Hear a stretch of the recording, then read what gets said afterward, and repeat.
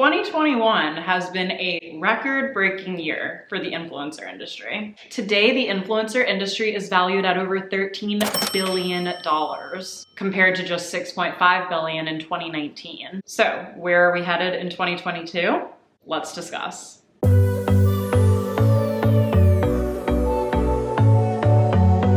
Hey there everyone, and welcome back to my channel, or welcome if you're new here. My name is Austen and I am a fashion and beauty content creator based in New York City. My YouTube channel is all about helping creators make great content, grow their digital brands, and generate sustainable income from creating content online. So if any of that interests you, please consider subscribing to my channel to stick around for new videos every Tuesday.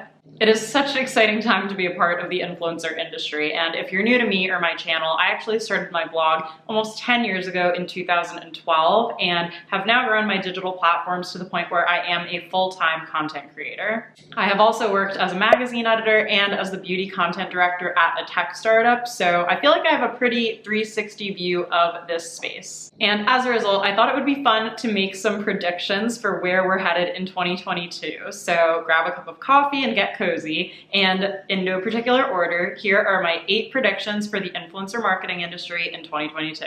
My first prediction for this space is that we are going to start to see more businesses pop up that are investing in back-end tools for content creators. So what I mean by that is, as someone who is a full-time content creator, there can be a lot going on all at once. I am my own manager, so I don't have an agency or management team that works with me for campaigns. It all goes through me. And so when I'm working with brands or taking on one-on-one clients or building out my own products and services, all of that is a lot to keep track of, and I do have a system that works for me, but I would love to see the development of more tools that help with influencer campaign management, that help with project management, and that overall can just make my life easier. So for example, a tool like Later is what I use to schedule out my content. A tool like Canva is what I use for graphic design. And then there are some influencer platforms that I've done brand collaborations through, like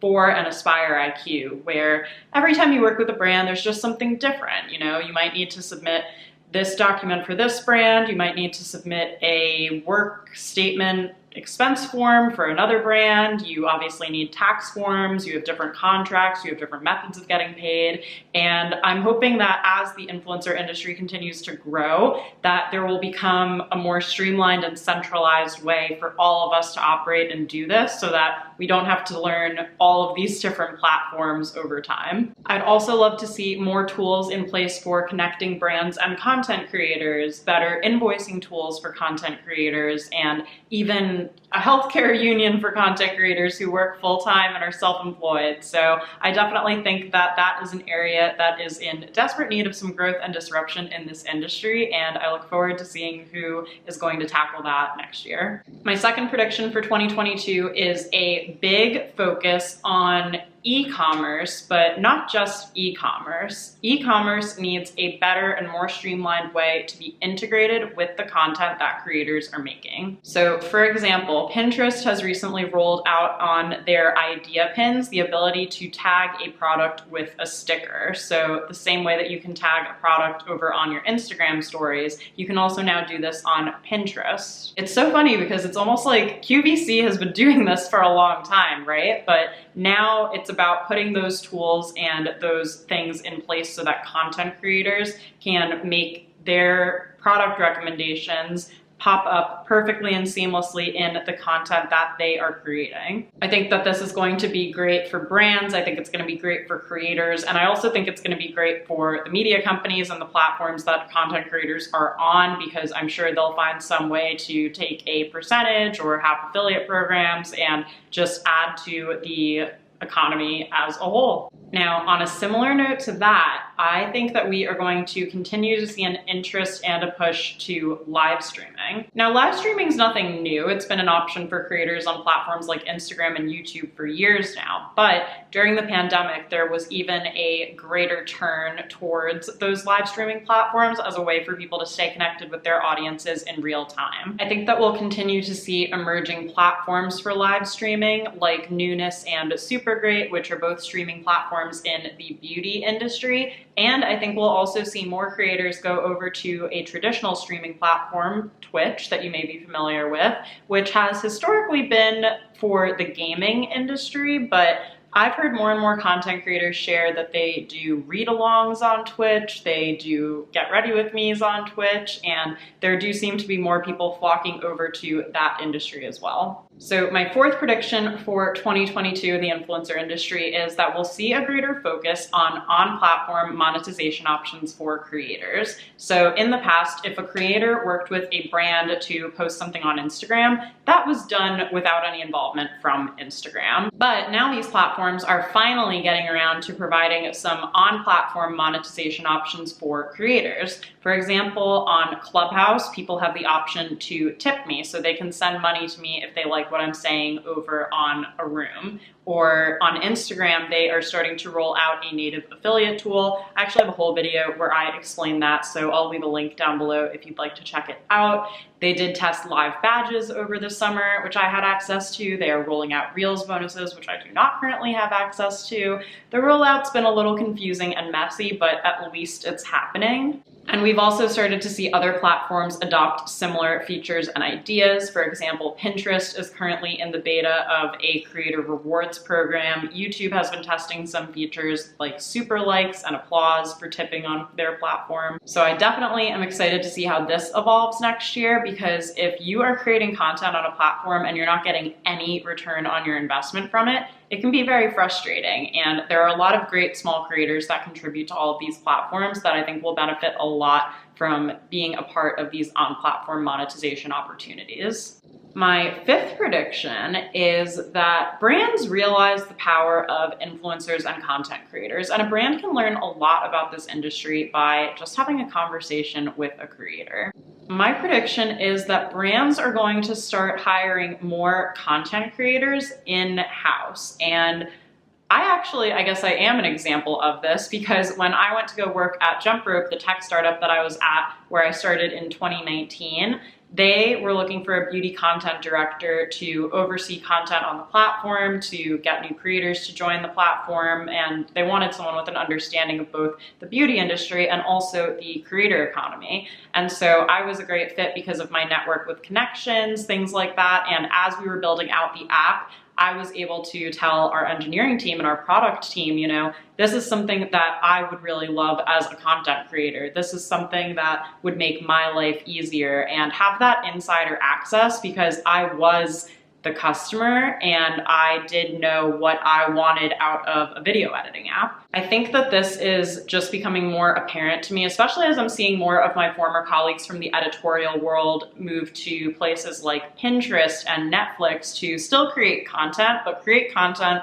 in a digital first space. That this is something that brands should definitely be taking advantage of, and it's an amazing way for creators to either have a full-time job and still be encouraged and able to create content, or to potentially have some kind of consulting opportunity that's consistent income each month. And I just wanted to say too, if you're stumbling across this video today and you're a little bit newer to this industry and you want to learn a little bit more about building a platform from the ground up and what it really takes to be a content creator, I did just want to mention that I have a free guide called the Influencer Launchpad. It's a guide that I created this year based on feedback from all of you that helps you figure out what your why is as a content creator. There's a quiz for finding the best platform for you to post on, talking about finding your niche and establishing content pillars, and basically like influencer education 101. So if you are interested in that, you can grab your free copy from the link down below in the description box, or you can head to austentosone.com/subscribe to get your copy now. And back into the predictions now. So prediction number 6 is that we will continue to see a trend towards long-term campaigns or brand ambassadorships as opposed to one-off brand deals. it just makes sense, right? If an influencer really loves a brand and their product, they would want to try to find a way to have a long-term campaign and constantly, but in a new way and for different seasons and different times, be talking about that brand and the products to their audience. This plays into the rule of 7 in marketing, which is that it takes someone 7 times to see something before they take action on it. So if you just post about a product one time, like if I just posted about this necklace one time on my Instagram page, it's possible that you didn't see it, or maybe you were busy or distracted, you didn't get to click the link. But if you see me wearing this necklace over and over again, which actually you do, this is one of my favorite necklaces from one of my favorite brands, but that builds trust. Like if you actually see me wearing it on my Instagram stories, or you see me mention it in a YouTube video, that is a sign that I actually like and use this product over time. It's great for content creators because you'll have guaranteed income over a certain amount of time. And it's great for brands because you're not just hiring a content creator to make one Instagram story. You're hiring someone who truly loves your brand and is great at explaining why it's so great to their audience, who is really receptive to that. Okay, so prediction number 7 is basically all about content creators having trust with their audiences. And I think that this is honestly what will make or break someone who potentially just went viral and like blew up within the last year, which I know has happened with a lot of people because of Reels and TikTok, and someone who can actually find themselves creating content sustainably and consistently showing up to serve their audience in this hyper competitive industry. As you guys know, I'm a big believer in the power of nano and micro influencers, and it's just undeniable that if you are a smaller creator, you do have a closer relationship with your audience. And as you continue to grow and as your audience continues to grow, that divide just gets a little bit bigger as a natural result of you growing.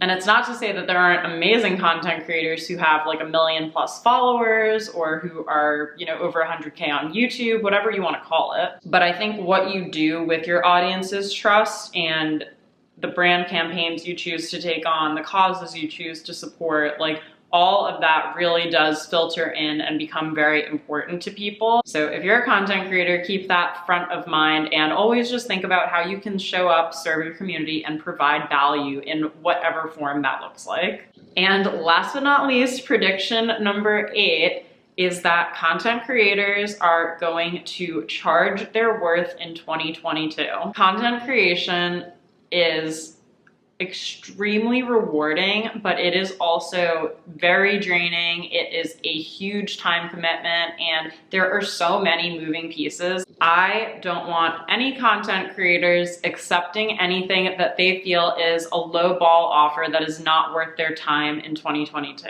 If you are not a part of this industry, you know, I understand how it's so easy to think, well, yeah, all they do is just post on Instagram. But if you're watching this video, you clearly know, and if you've been, you know, a part of my online community for a while, you know the work that goes into it. And I try to be transparent and contribute to the conversation about how this all works, why we charge what we do, how to even manage all of these different things, pitch brands as a micro influencer, manage campaigns, raise your rates during the holiday season, all of those different things and all of those different moving parts. Like, I didn't have anyone to tell me that when I first started out, and I'm so impressed by how willing people are in this industry to be transparent if you find the right people. And I'm so grateful to like my Clubhouse room hosts. I'm so grateful to you all here because we are contributing to this conversation about what kind of work this is, what this job actually looks like, and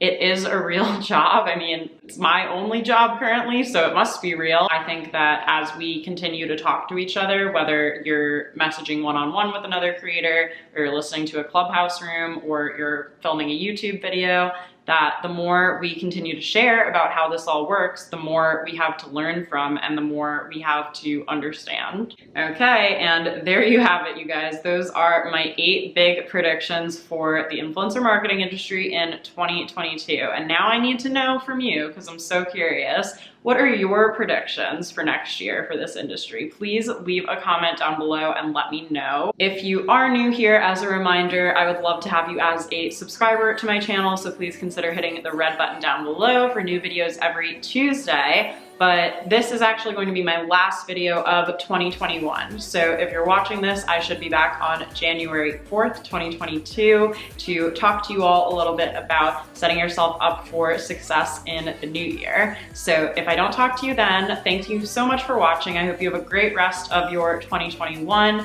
and I will catch you all again in the new year. Thank you, bye.